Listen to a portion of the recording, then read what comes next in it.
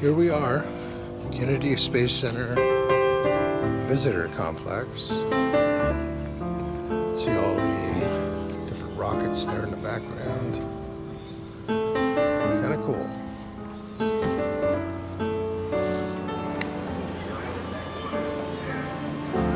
Wow.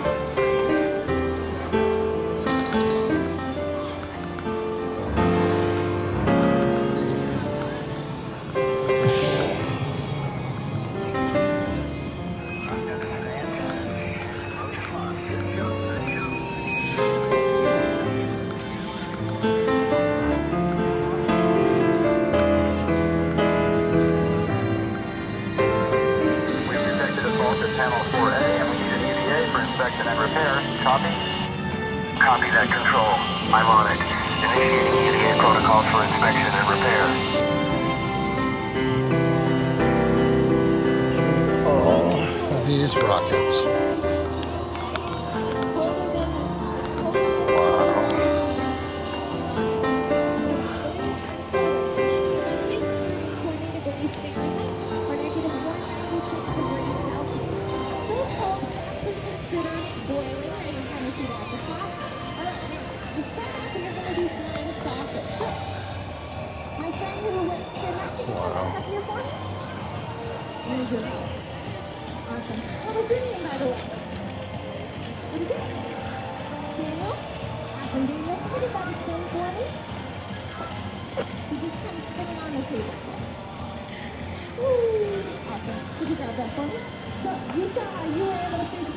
Okay, so I'm here, and this is so appropriate.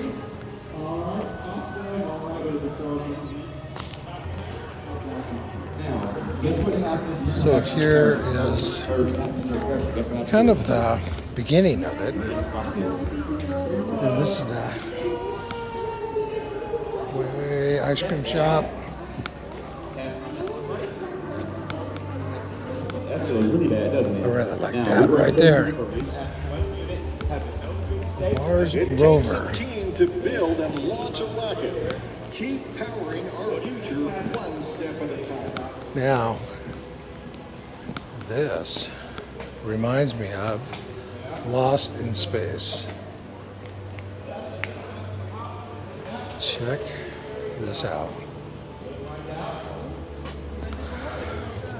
Wow.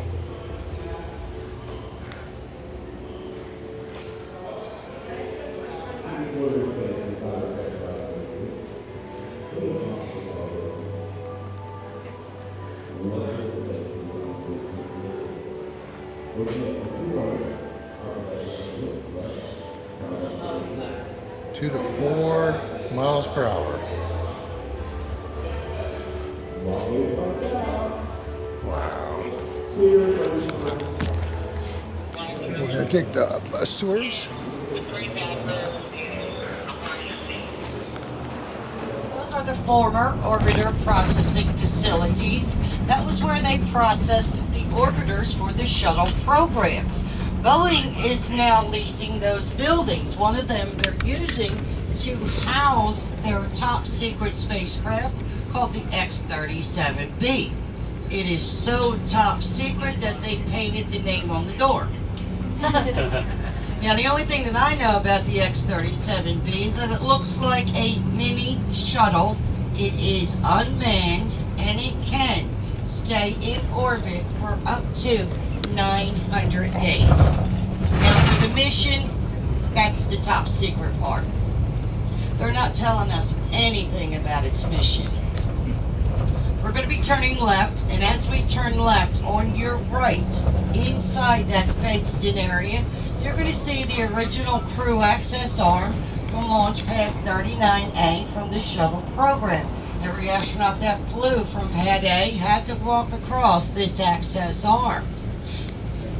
You will also see Pad A up in the distance.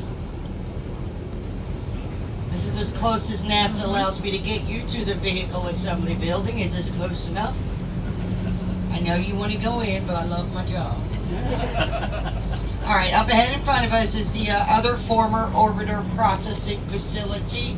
Boeing is using that one to develop their CST-100 Starliner. Boeing's Starliner is a commercial crew capsule. Now, on the way to the Saturn V Center, we're going to drive by one of our Prowler transporters, which I will point out to you.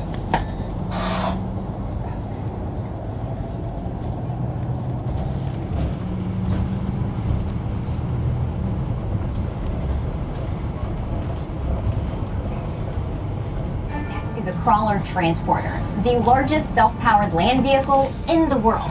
It was originally built in 1965 for the Apollo program and has since been updated to accommodate the space shuttle and now NASA's SLS rocket.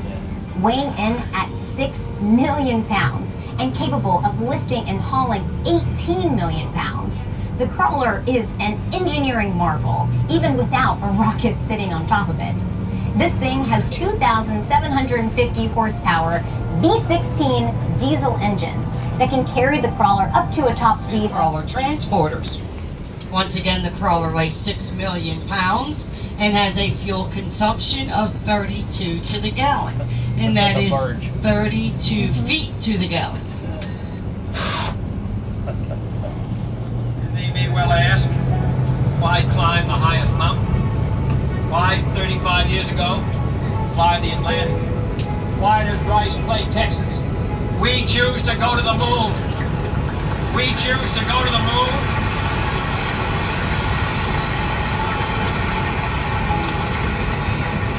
We choose to go to the moon in this decade and do the other things.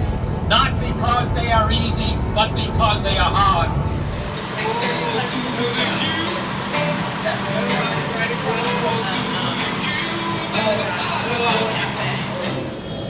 Why choose this as our goal? And they may well ask, why climb the highest mountain? Why 35 years ago fly the Atlantic? Why does Rice play Texas? We choose to go to the moon. We choose to go to the moon.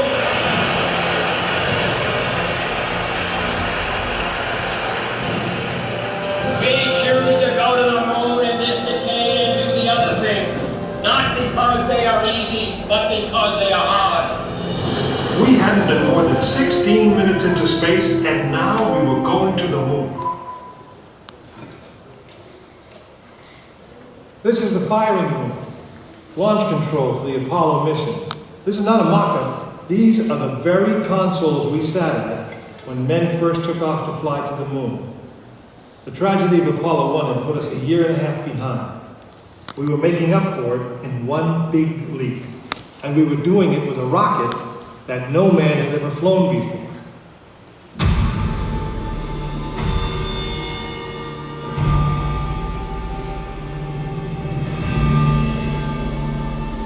It was a few days before Christmas 1968 when Apollo 8 sat on the pad.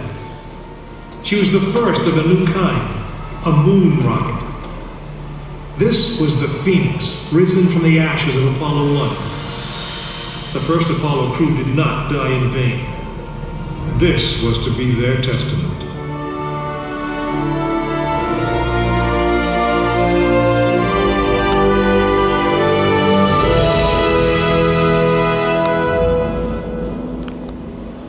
"36 stories high, she had been fully fueled throughout the night.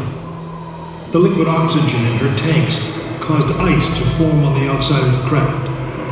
The extreme temperature differences between the air and the sub-zero fuel caused the metal skin of the rocket to expand and contract. Everyone who was on the pad agreed. It was as though the rocket was alive, breathing, straining at the leash.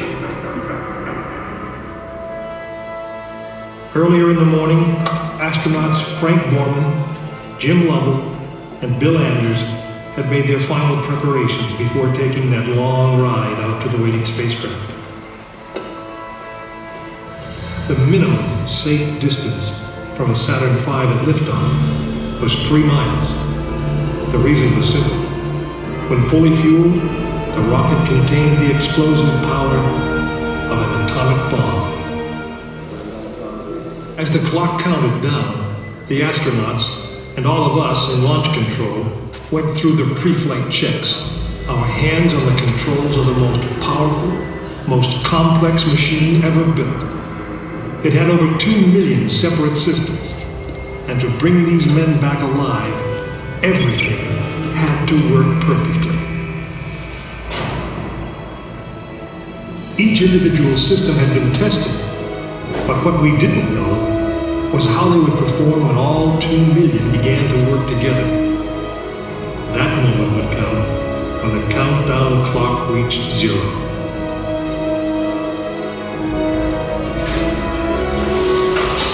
If a maneuvering thruster failed, if communications broke down, if navigation was off by 1 degree, if any piece of the miles of wiring, circuits, relays, or valves was defective, Frank Borman, Jim Lovell, and Bill Anders would pay with their lives. As they sat, waiting for launch on that chill December morning, these 3 astronauts were back to what they had always been, test pilots.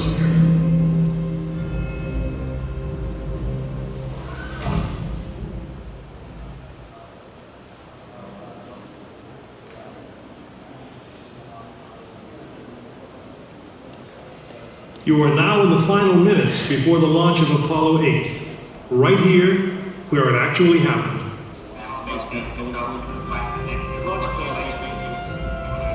Mankind is about to leave his planet behind and journey to another.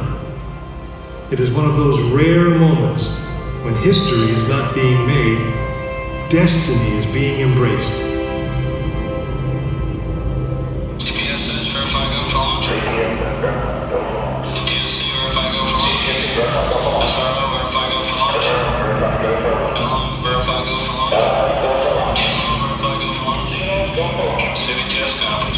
Attention all personnel. Countdown clock will start on my mark at T-minus 3 minutes. 3, 2, 1. This is launch control. T-minus 3 minutes and counting. We have completed our communications checks with the Apollo 8 astronauts in the cabin, and the communications are go.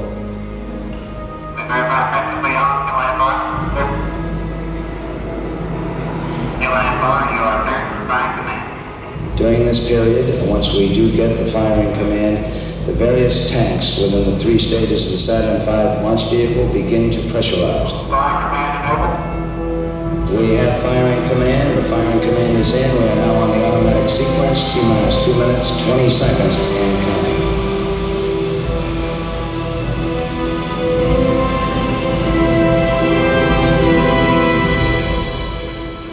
Our status board indicates that all aspects are ready. Instrument unit is ready, spacecraft ready, final check of the emergency detection system, that ready light also on. First stage preparations are completed. All systems are A-OK.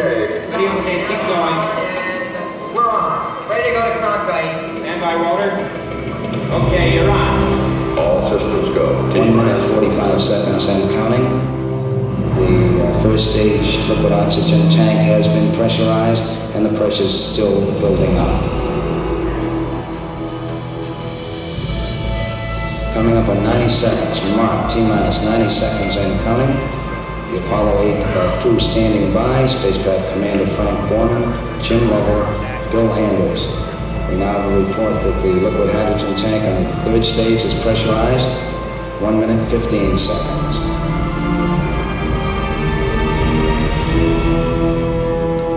All 3rd stage propellants pressurized at this time as we come up on the 60-second mark on the flight to the moon. T-minus 60 seconds and counting. The vehicle now is completely pressurized. We're coming up on a power transfer shortly.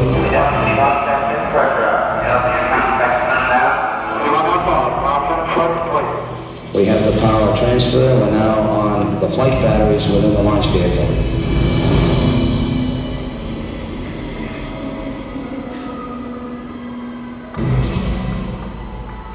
Final reports coming from Frank Borman at this time. Final look at the switch list aboard the spacecraft. 20 seconds, all aspects. We are still go at this time. T-minus 15, 14, 13, 12, 11, 10, 9, sequence start. The engines are armed. 4, 3,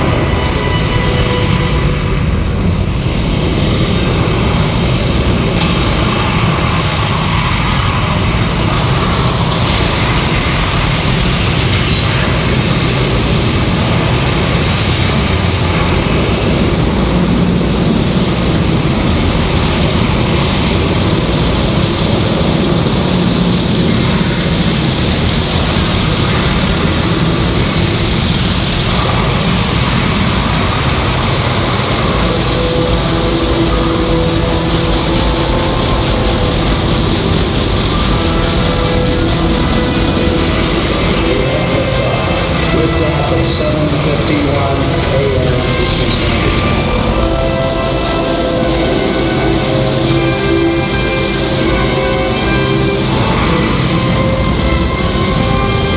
We have cleared the tower.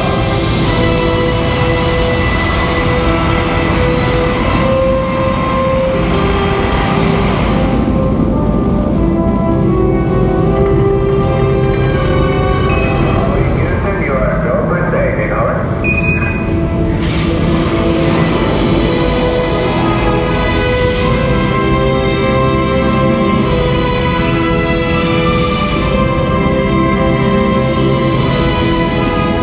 Apollo 8, Houston, your trajectory is guided for go, over. Thank you, Michael.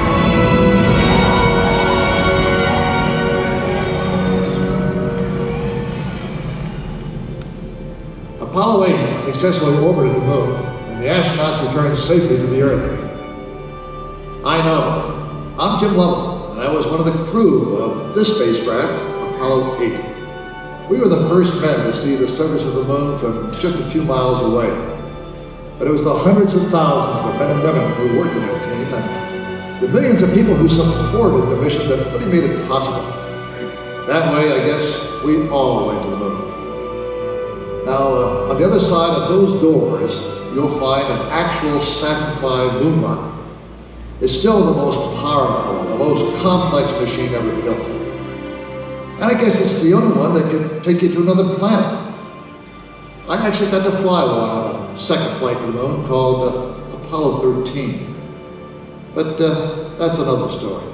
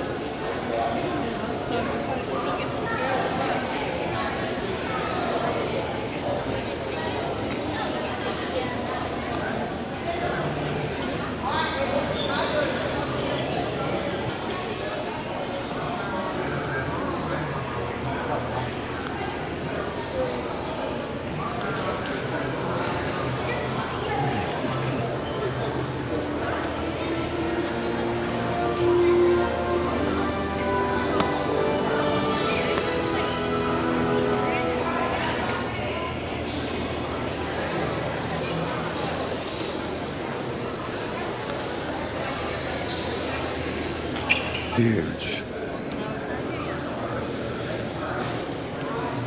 Here comes the lunar lander.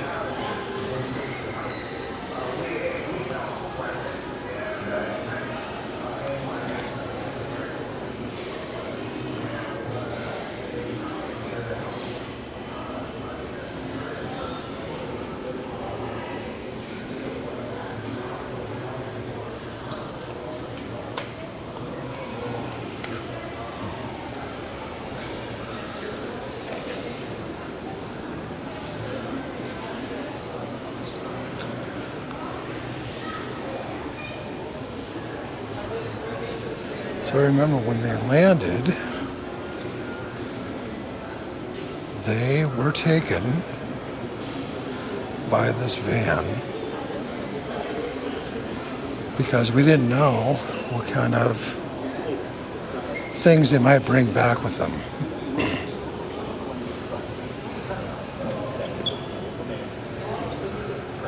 Very plush, right?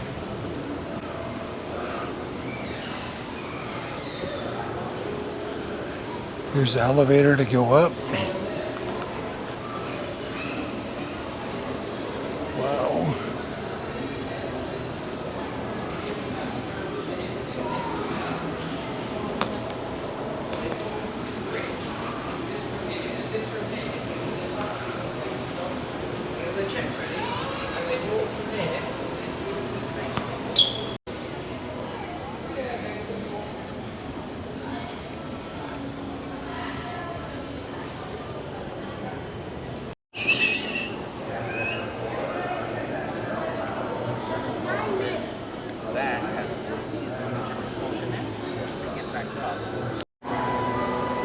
This place is amazing.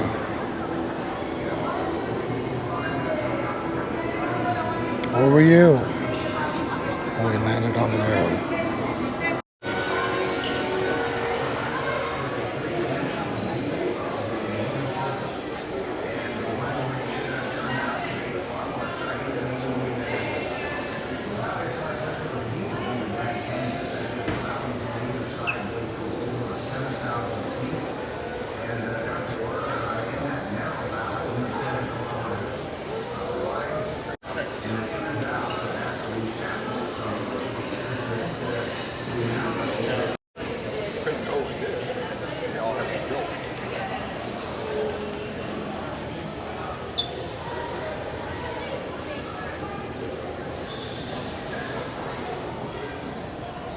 How they talk to me, but this dish here is how they talk to me.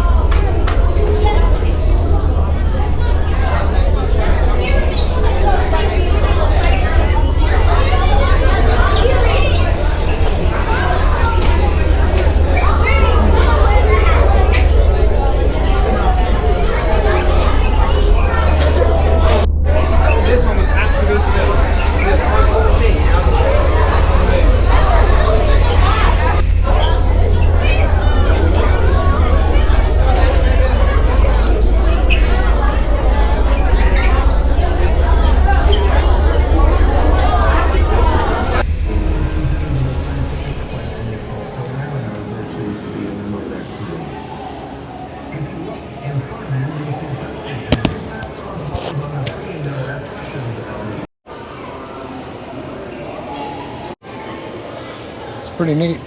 Pretty freaking cool.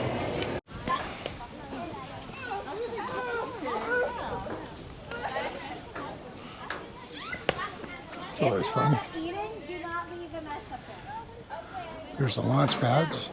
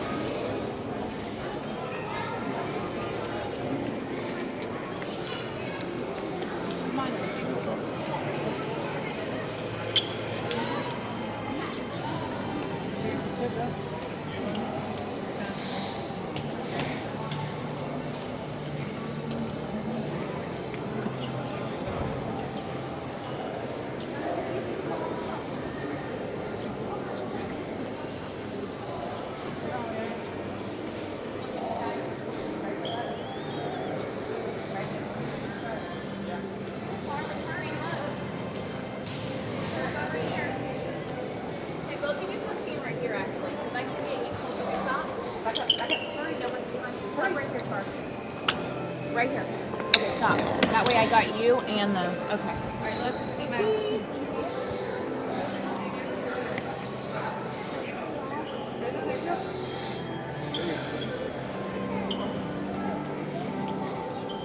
Okay.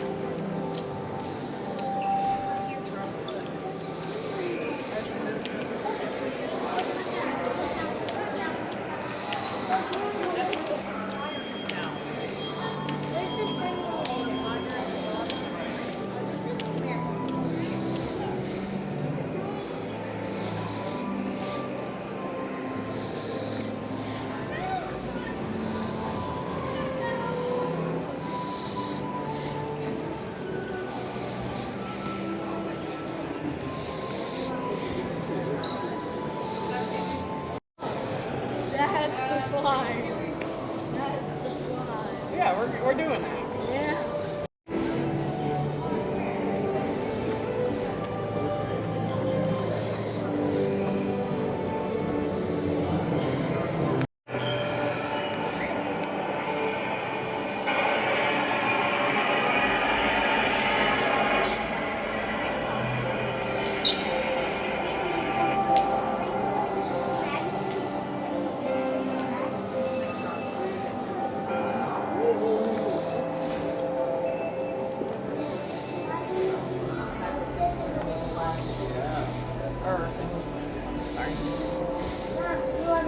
He'd be the fastest one. Yeah. He'd be cheating. On it, come here.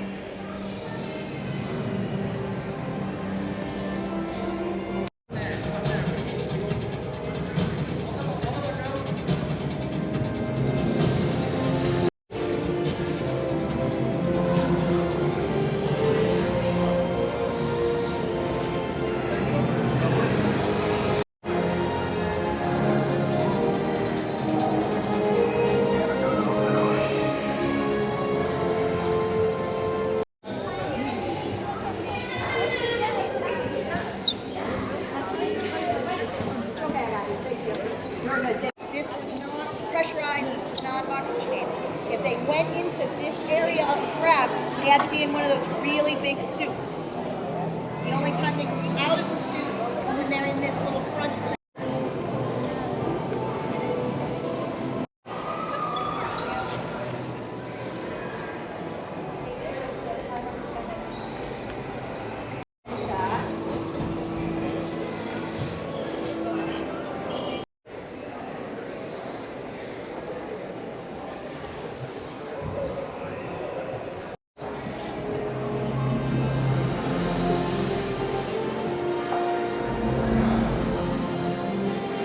So that's how they do it. You strap in.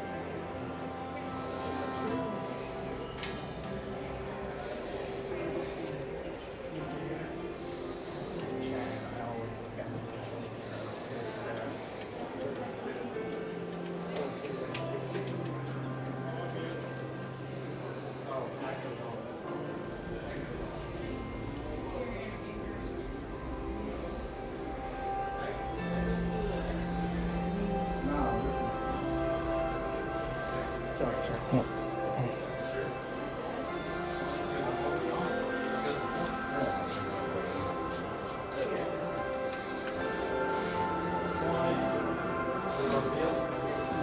But it's outside. Well, yeah.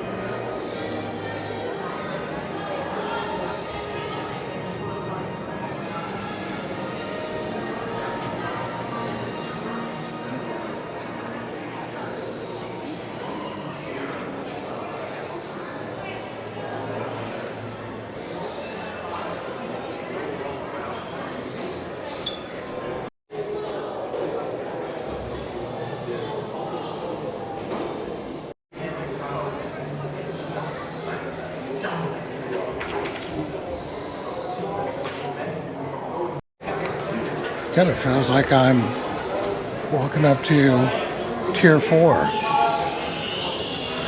Reminds me of Alcatraz back in 42. Very good. You check that out?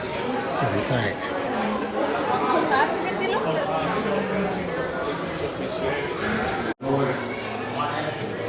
Stuff comes on the green screen. Pretty straightforward. This came off in some process. Two solid rocket boosters weigh about 1 million pounds per second. You've got the external tank that used to weigh a little bit more than I don't know about you, but I'm just waiting for some pterodactyl to come after me. Pounds of thrust coming out of the main engine. You're still pushing this 250,000-pound vehicle.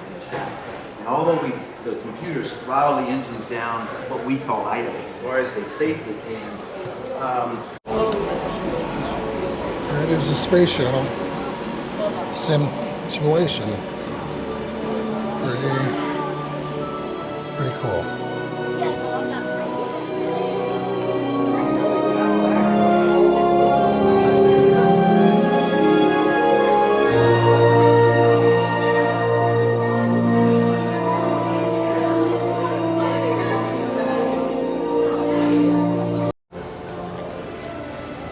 A little bit more of the Space Center.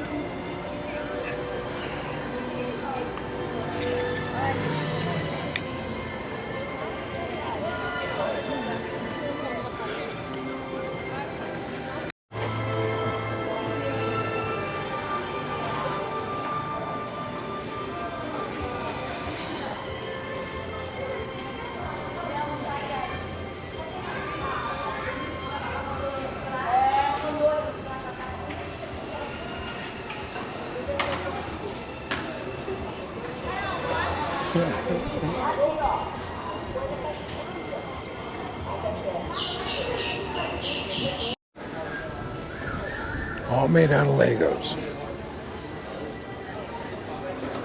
Wow.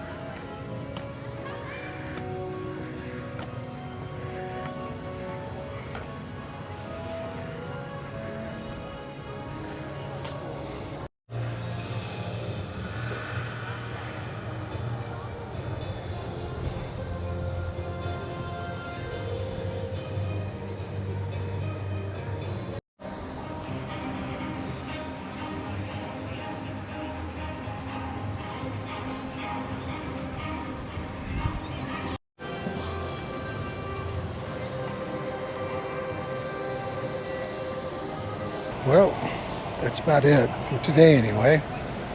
I might come back another day because there's a lot to see here. A lot of things to do. But thanks for coming along. Appreciate it. Remember to hit that like and subscribe and share this video. Thank you again. Bye. We have seen facilities now being created for the greatest and most complex exploration in man's history.